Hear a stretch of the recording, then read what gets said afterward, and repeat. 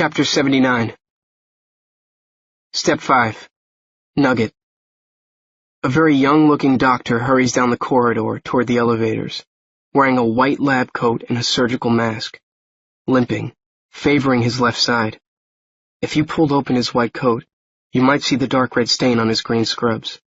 If you pulled down his collar, you might also see the hastily applied bandage on his neck. But if you tried to do either of these things, the young-looking doctor would kill you. Elevator. Closing my eyes as the car descends. Unless somebody's conveniently left a golf cart unattended by the front doors, walking distance to the yard is 10 minutes. Then the hardest part, finding Nugget among the 50-plus squads bivouacked there and getting him out without waking anybody. So maybe half an hour to seek and snatch. Another 10 or so to slip over to the Wonderland hangar where the buses unload. This is where the plan begins to break down into a series of wild improbabilities.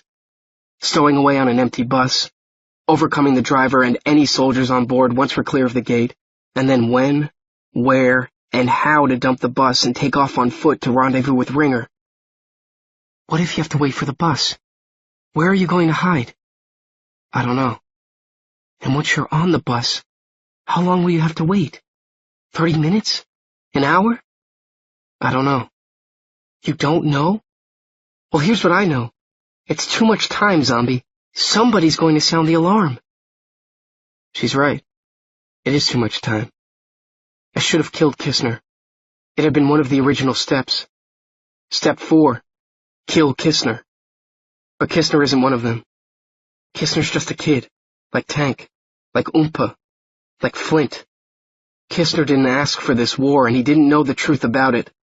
Maybe he wouldn't have believed me if I told him the truth, but I never gave him that chance. You're soft. You should have killed him. You can't rely on luck and wishful thinking. The future of humanity belongs to the hardcore. So when the elevator doors slide open to the main lobby, I make a silent promise to Nugget. The promise I didn't make to my sister, whose locket he wears around his neck. If anyone comes between you and me, they're dead.